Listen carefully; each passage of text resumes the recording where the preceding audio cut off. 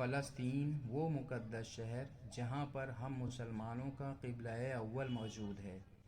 فلسطین وہ مقدس شہر جہاں پر مسجد اقصی موجود ہے۔ فلسطین وہ مقدس شہر جہاں پر بیت المقدس موجود ہے۔ فلسطین سے آخر ہمیں اتنی محبت کیوں ہے؟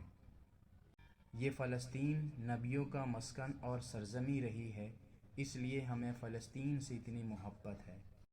فلسطین سے ہم اتنی محبت اس لیے کرتے ہیں کہ حضرت ابراہیم علیہ السلام نے فلسطین کی طرف ہجرت فرمائی تھی۔ فلسطین سے ہم محبت اس لیے کرتے ہیں کہ اللہ نے حضرت لوط علیہ السلام کو اس عذاب سے نجات دی جو ان کی قوم پر اس جگہ نازل ہوا تھا۔ فلسطین سے ہم محبت اس لیے کرتے ہیں کہ حضرت داؤد علیہ السلام نے اس سرزمین پر سکونت رکھی اور یہاں اپنا ایک محراب بھی تعمیر فرمایا۔ فلسطین سے ہم محبت اس لیے کرتے ہیں کہ حضرت سلیمان علیہ السلام اس ملک پر بیٹھ کر ساری دنیا پر حکومت کرتے تھے۔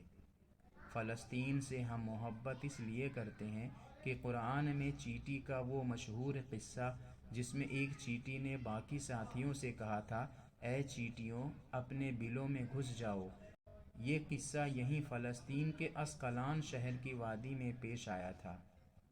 فلسطین سے ہم محبت اس لیے کرتے ہیں کہ حضرت زکریا علیہ السلام کا محراب بھی اسی شہر میں ہے۔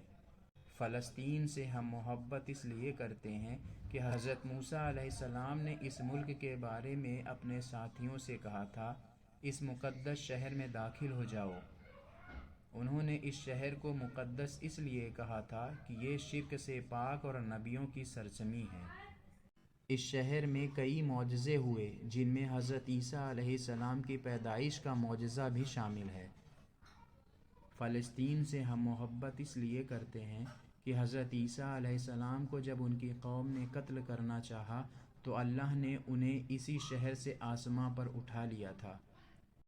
فلسطین سے ہم محبت اس لیے کرتے ہیں کہ قیامت کی علامت میں سے ایک حضرت عیسیٰ علیہ السلام کی واپسی اس شہر کے مقام سفید مینار کے پاس ہوگا۔ فلسطین سے ہم محبت اس لیے کرتے ہیں کہ اس شہر کے مقام باب لوط پر عیسیٰ علیہ السلام دجال کو قتل کریں گے۔ فلسطین ہی ارض محشر ہے، اسی شہر سے ہی یاجوج ماجوج کا فساد شروع ہوگا۔ فلسطین کو نماز کے فرض ہونے کے بعد قبلہ اول ہونے کا اعزاز بھی حاصل ہے۔ ہجرت کے بعد حضرت جبریل علیہ السلام اللہ کے حکم سے نماز کے دوران ہی نبی آخر الزماں صلی اللہ علیہ وسلم کو مسجد اقصی سے بیت اللہ یعنی کعبہ کی طرف رخ کرا گئے تھے۔ جس مسجد میں یہ واقعہ پیش آیا تھا وہ مسجد آج بھی مسجد قبلتین کہلاتی ہے۔ فلسطین سے ہم محبت اس لیے کرتے ہیں کہ حضور اکرم صلی اللہ علیہ وسلم معراج کی رات آسمان پر لے جانے سے پہلے مکہ مکرمہ سے بیت المقدس یعنی فلسطین لائے گئے۔ فلسطین سے ہم محبت اس لیے کرتے ہیں کہ اللہ کے رسول صلی اللہ علیہ وسلم کی اقتداء میں سارے نبیوں نے یہاں نماز ادا فرمائی۔ اسلام کا سنہرا دور، دور فاروقی میں دنیا بھر کی فتح کو چھوڑ کر محض فلسطین کی فتح کے لیے خود حضرت عمر رضی اللہ تعالی عنہ کا جانا اور یہاں پر جا کر نماز ادا کرنا اس شہر کی عظمت کو بتاتا ہے۔ دوسری بار یعنی 27 رجب 583 ہجری جمعہ کے دن کو حضرت صلاح الدین ایوبی رحمۃ اللہ علیہ کے ہاتھوں اس شہر کا دوبارہ فتح ہونا۔ فلسطین سے ہم محبت اس لیے کرتے ہیں کہ بیت المقدس کا نام قدس قرآن سے پہلے تک ہوا کرتا تھا۔ قرآن نازل ہوا تو اس کا نام مسجد اقصی رکھا گیا۔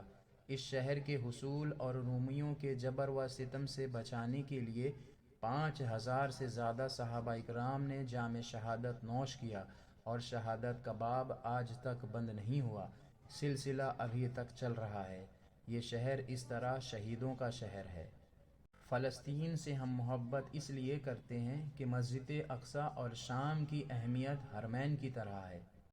امت محمدی حقیقت میں اس مقدس سرزمین کی وارث ہے۔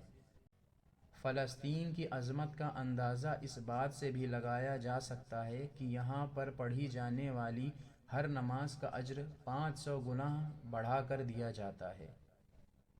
نگاہیں منتظر ہے بیت المقدس کی فتح کے لیے یا رب، نگاہیں منتظر ہے بیت المقدس کی فتح کے لیے یا رب، پھر کسی صلاح الدین ایوبی کو بھیج دے، پھر کسی صلاح الدین ایوبی کو بھیج دے۔